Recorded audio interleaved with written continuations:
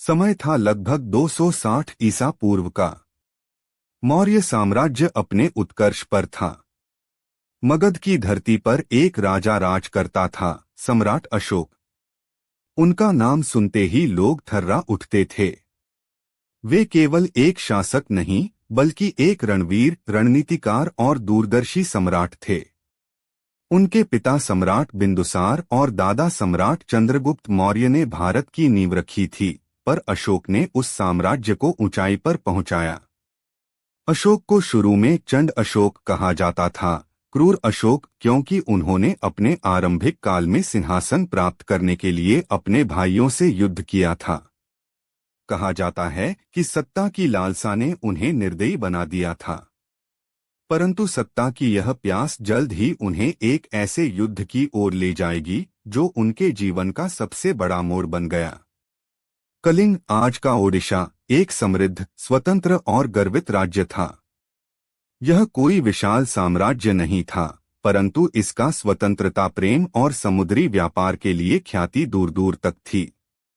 कलिंग के लोग मेहनती, आत्मनिर्भर और अपने देश के प्रति अत्यंत निष्ठावान थे। कलिंग की राजधानी तोसली थी, जहां राजा अनंत पद्मनाभ शासन करते थे।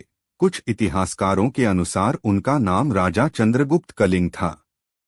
उनकी सेना बहुत बड़ी नहीं थी, परंतु उनमें एक ऐसी ज्वाला थी जो किसी भी साम्राज्य की दीवार को चूर कर सकती थी, स्वतंत्रता की ज्वाला।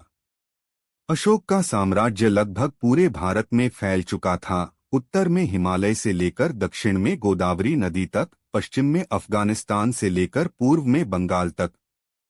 परंतु कलिंग अभी भी स्वतंत्र था। मौर्य साम्राज्य के लिए यह एक राजनीतिक और रणनीतिक खतरा था।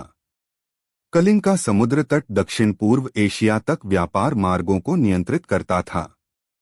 यदि कलिंग स्वतंत्र रहता, तो वह साम्राज्य के व्यापार और सुरक्षा दोनों के लिए चुनौती बन सकता था। दरबार में मंत्रियों ने अशोक को बार बार कहा, महाराज, जब तक कलिंग स्वतंत्र रहेगा, मौर्य साम्राज्य अधूरा रहेगा।